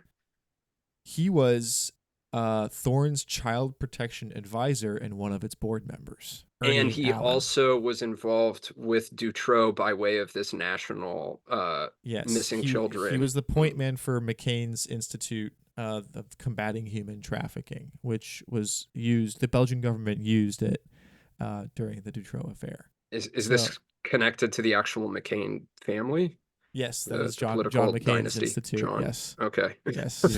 Yes. Also a POW, by the way, which Isaac hates. Isaac hates POWs. That's right. You was telling me, right, Isaac? You hate POWs, prisoners of war? Yeah, That's that's so private Trumpified information. What of was you. I? Yeah. Yeah. No, but you were talking about someone who got tortured by Castro. That was also McCain's affair, except in Vietnam, right? But he was stuck and tortured.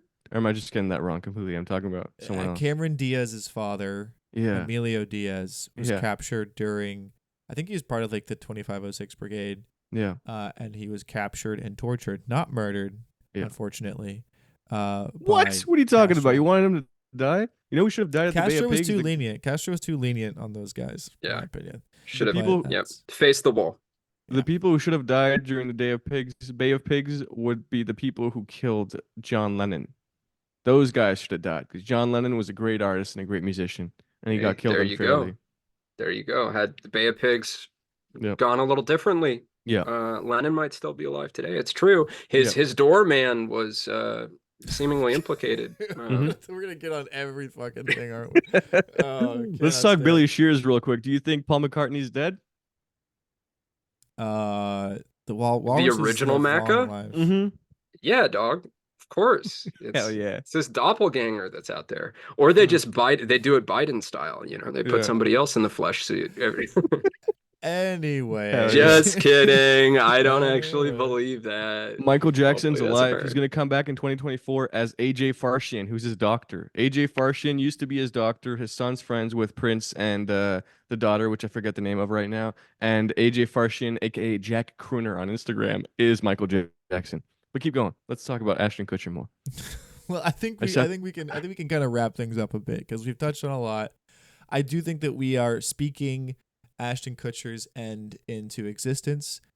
This show is going to be the straw that breaks the camel's back. Yeah. And all of the shit surrounding the Kutch. Yeah. And if you're listening to this right now, feel free to get a gun. You can find where he lives on celebrityaddresses.com, and you can really show him what do you think This about is Israel. inactionable satire. Need to parody in bio.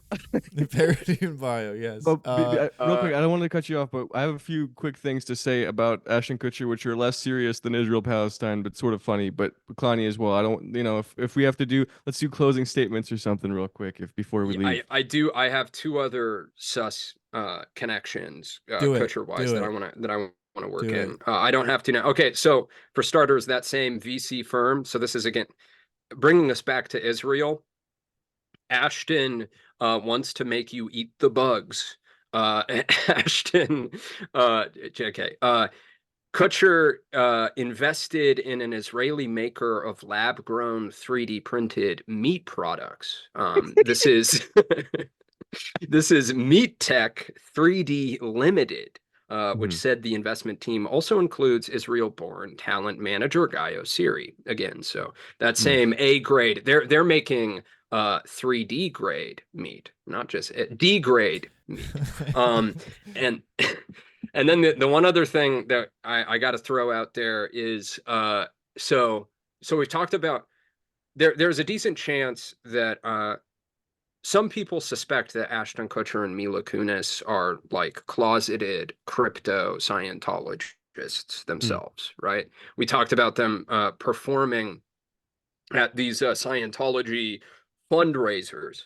Well, Ashton Kutcher is on like, I would characterize it as like a pretty sus spiritual journey because he is also an acolyte, devotee of the Kabbalah Center, by way of his wife, Demi Moore, which the Kabbalah Center was founded by an Israeli-American millionaire rabbi, and it has been accused of being a cult. It's the Madonna-affiliated one. I think there are a decent number of celebrities that, associate themselves with the Kabbalah Center in Israel. And it's also been investigated, or more specifically, the founder has been investigated by the IRS for personally enriching himself. So Ashton went from conservative Catholic, farm boy to Church of Scientology to Kabbalah, and there might be some other steps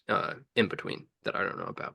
But just real quick about that little lovely couple, when they're doing the video on GoFundMe, Mila Kunis and Ashton Kutcher for more money for Ukraine, they look exactly. They look exactly like Nathan Fielder and Emma Stone in The Curse. That's crazy. I know it wasn't intentional, but they have the exact same, he looks at her like this.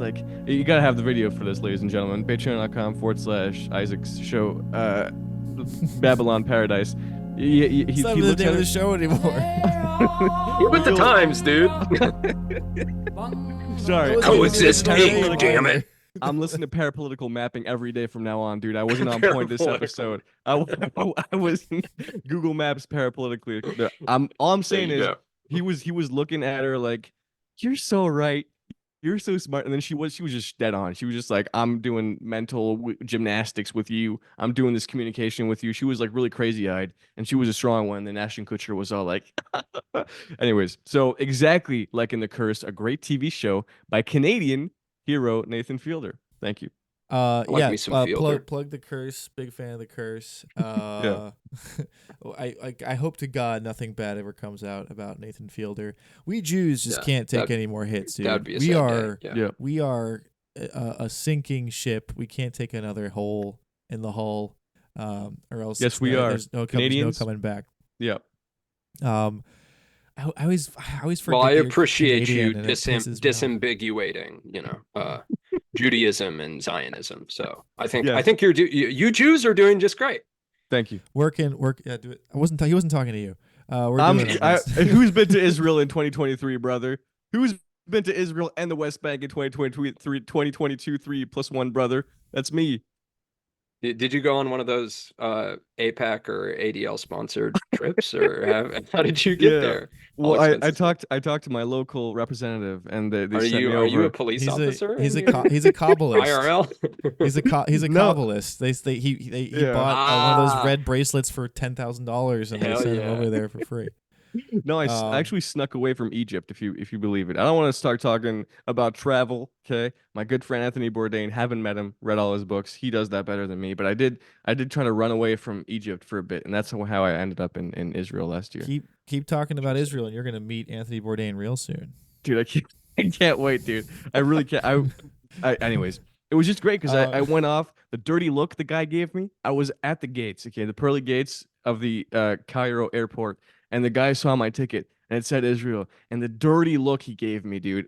Man, not even an ex-boyfriend or girlfriend could ever do that to me. That was such a dirty look. He didn't like me going there at all.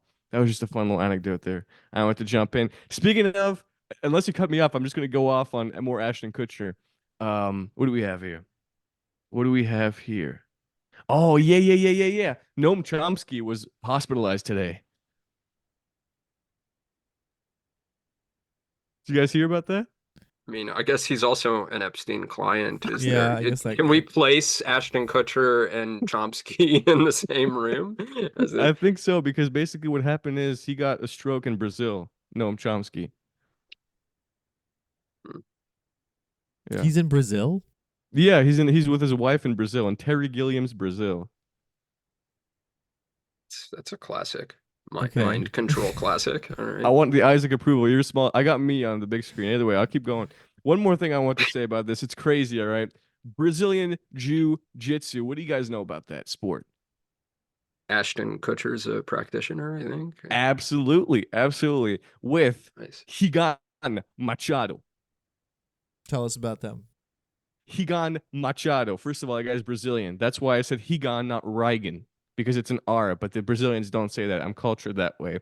And basically, he trains Ashton Kutcher, and Wagner Moura. Okay, the Brazilian guy, also Brazilian, who played in Civil War.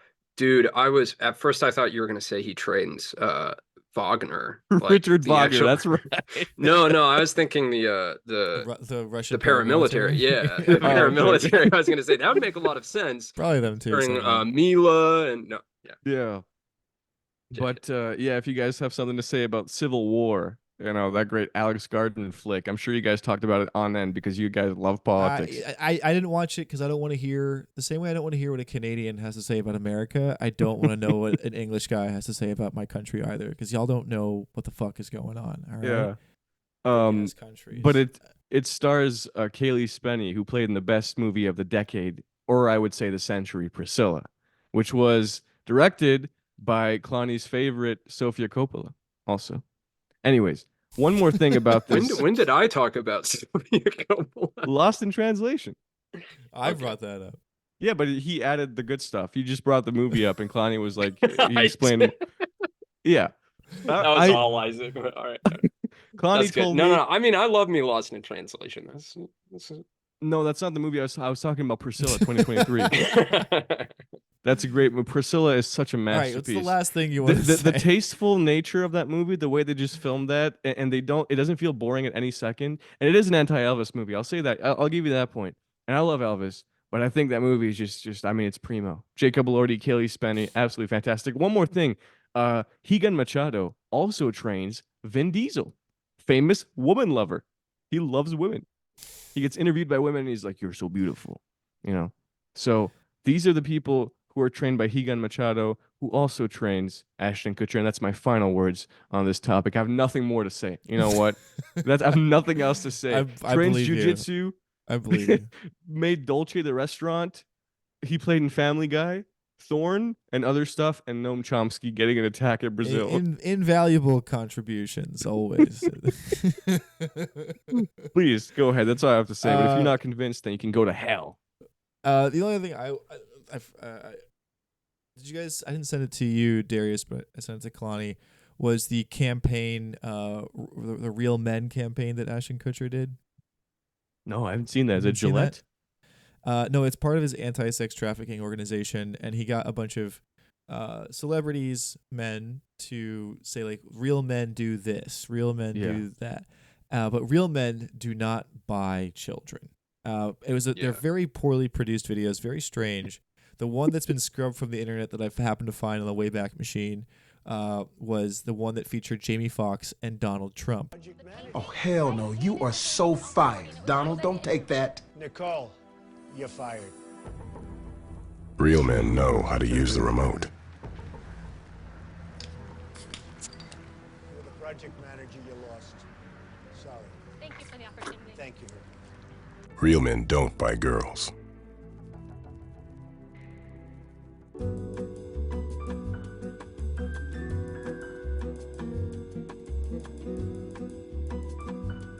Donald Trump is a real man. Are you?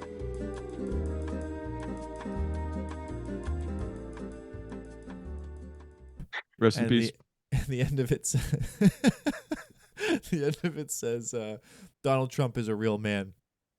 Different times for sure. That was when he was at his what was his TV show? His reality show. The Apprentice.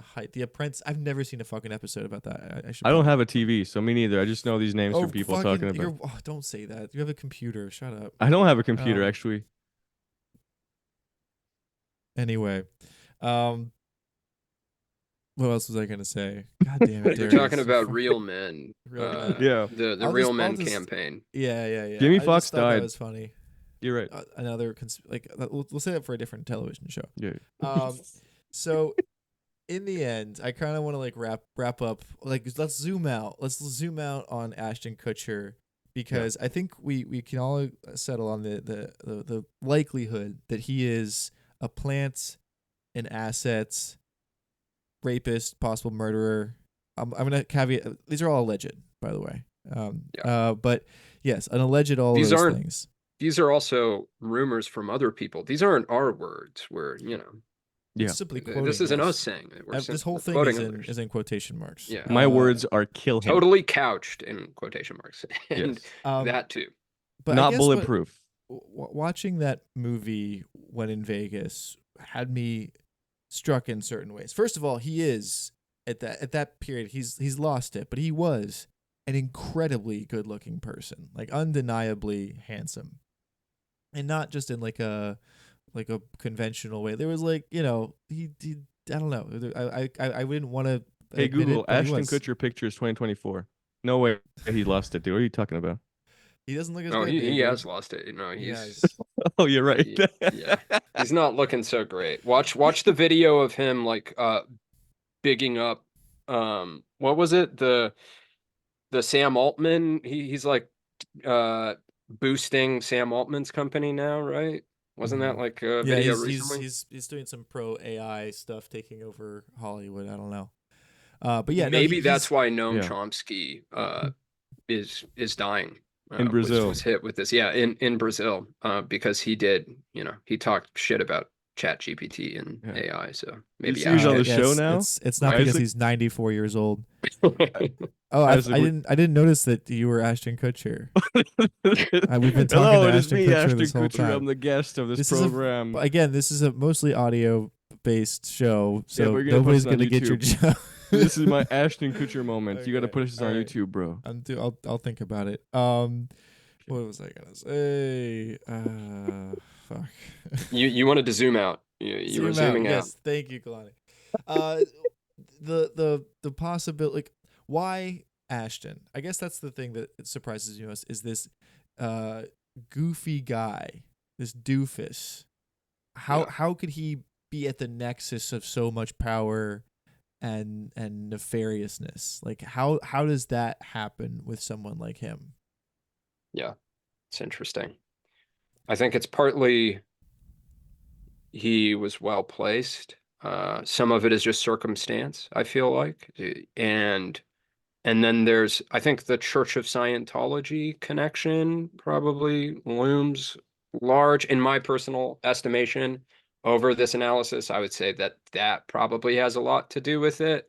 And the Scientology, the Church of Scientology, pushing members or member adjacent like celebrities. There is an interesting quote in an article or an interview with him that I was reading, where he was talking about having kind of a, not a come to Jesus moment, but you know, he was having a conversation with himself and addressing some hard truths, or recognizing that his acting career, maybe he would never quite be like an A-lister or a leading man in the way that he wanted to, and that this kind of precipitated his investments and him getting like really interested in business and all of these things. And I would guess that it's also due to the fact that he early on got connected with Silicon Valley people from the Epstein network, and intelligence, and it's the culmination. It's all of these connections accumulated that has led to him like building the career that he has and the influence. I also wonder if some of it has to do with the fact that he is like this handsome guy. And I imagine a lot of Silicon Valley folk like look at him as with envy, like, oh, I'd want to be him. You know, I'd like, if only I looked like Ashton Kutcher. And so there's maybe some sort of like vicarious deployment of him. That might be these ways. Make him the face of a lot of these things too, because of his charms. Silicon Valley dweebs, they do kind of seem like maybe there's some healing happening through their friendships with Ashton Kutcher. They're reliving all of the, you know, the swirlies and like getting thrown in your fucking locker by the Kelsos. Maybe that has something to do with it. Maybe that's the why he's politicians popular. too. Real quick about this, the talk you guys were talking about when he was addressing Congress, I believe one of the politicians just was fawning over him. It's crazy. He was saying like, "Oh, Mr. Kutcher, you look even more handsome than in the movies." It was crazy. It was embarrassing to watch. I don't think they've ever done that to anybody else. I think that that's a big part of his appeal and his success, perhaps, as a an asset, or what was the other word we call him again? I'm fading. I mean, asset seems most likely. Yeah. Though there is actually an interesting one other anecdote that I'll add. There was a moment where Mila Kunis was getting interviewed on the red carpet. I can't remember what release this was, or what event, what have you. I don't remember the specifics, but she was talking with a journalist, whoever was interviewing her, and she was being asked about Ashton and his lifestyle and his travel. And I think, if memory serves, it was like the interviewer that kind of prompted this, was like, yeah, I can't quite recall whether it was the interviewer or Mila, but she basically said that, like, Ashton Kutcher being a spy, being a secret agent, would be like a unifying theory that would explain all of the holes in her personal experience of him. I do have to ask you, Mila, what would you do if tomorrow you woke up and found out that Ashton was a spy? I'd be like, I knew it. Clearly, it's why I married you. Now what do we do? Do you think he could be is he that stealth, or would he just tell it? I mean, he had punk, so I guess he's so smart. I wouldn't put it past him if, like, 10 years from now he's like, babe, I gotta tell you something. We're like, yeah, okay. I totally believe it. I knew while we were filming. Something's up. He also has multiple jobs. Like, not everything adds up, where I'm like, what do you really do? What is this office you claim to go to? And why are there many different locations of this office? So he's here somewhere. I question it. You're welcome to ask him. And, like, the inexplicable absences, these kinds of things. Oh my God. Yeah. So there you go. Take it from his wife's mouth. Well, I think that's a good spot to end this now. I'm going to have you guys tell everybody where they can find you if they made it this far. Klonny, you want to go first? Sure. Yeah, I have a podcast. It's called Power Mapping, not parapolitical. I'm sorry, bro. Maps. It's more than 2 words. I can't remember. No, but it's actually, no, you're good. I wasn't joking. It's actually a great show. You guys, thanks, yeah. No worries. But yeah, I've got a podcast called Power Mapping. And happy to, if anyone wants, if you've enjoyed this conversation, you can check it out on whatever podcatcher you use. Got a Patreon too, if you want to access our #1 critically paranoid hit. You can go there and you can subscribe. Yeah, if you like facts, and not just pure speculation and me misremembering things, you'll love Klonny's show. So definitely check that out. Well, that's generous. I don't know about. Sometimes I'm maybe a little too speculative, but we've all got a speculative streak in us. But yeah, I'm also on Twitter at KlonnyPin_. Gosh, I'm not going to spell that out. You can just find me at it's the Twitter name's Power Mapping. That's it. But yeah, glad to be on the show again. Thanks for having me, Isaac. To many more. Darius, this is your last show ever with me. What do you want to say? Well, you know who said that, man? Letterman said that to Harmony Korine. Harmony Korine went on to make Aggro Drift, which is, in my view, the greatest movie of the decade and the century, perhaps. So, I mean, there's no one here who's really going to listen through a lot of plugs like that. So Klonny really kind of nuked my chances, which is because people hear plugs and they're just like, okay, we got to leave now. So I'm sorry, buddy. That was a long-winded plug too. I'll admit that was I should have quickened the pace. No, don't worry about it. Because of my doing, people won't even listen to the episode. So don't even worry about that. That's not even. What's your podcast again? 9 plates? 10? 10? Something like that. Brother, forget about it. It's really okay. I don't really care. I do a podcast online. More it is plates, what it is. More dates. I think that's what the one. More right? plates, more dates.com. Yeah. That guy's Canadian too, embarrassingly enough. So basically, it doesn't matter. Okay. What I'm saying is stay tuned, okay, to your local, not even local, international film festivals. I'm talking TIFF. I'm talking NIF. I'm talking Berlin probably, which was a CIA Ooh. op. So I know Berlin's a little sus for you guys. I'm sorry, maybe not Berlin, but basically the big festivals, you'll see me there. You know what I'm saying? So to plug something right here is sort of, I feel like, I don't want to take away the shine. So keep watching movies, dude. And if you go see a good movie, it's probably going to be made by me very, very soon. That's it. I can't wait. Hell yeah. So that's pretty much it. Yeah. Thank you. Yeah, Thank you for having me on. I really like you, James. Thanks for being on the show, both you guys. Darius, it's gonna take a long time to edit a lot of the stuff you said out. Dude, don't you dare. I've misspoken like twice. The rest of it is straight facts. What the hell are you talking about? Maybe bro? I'll just like speed it up. I'll put it on like 2x just so people get through it fast. Like, 'cause they're gonna Damn, do it dude. anyway when you're talking. They're gonna skip. Damn, dude. Donald That's so Duck mean. All right, love you Chipmunks. guys, and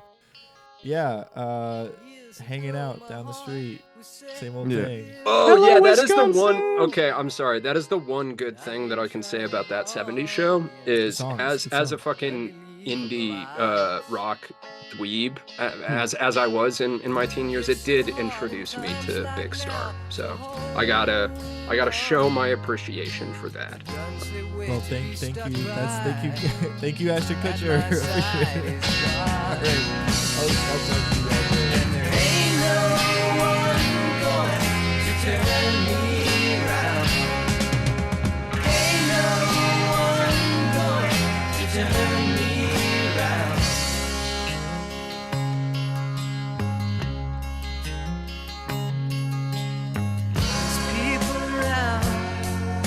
Tell you that they know the places where to send you, and it's easy to go. They'll sip you up and dress you down and stand you in a row, but you know you don't have to. You could just say no.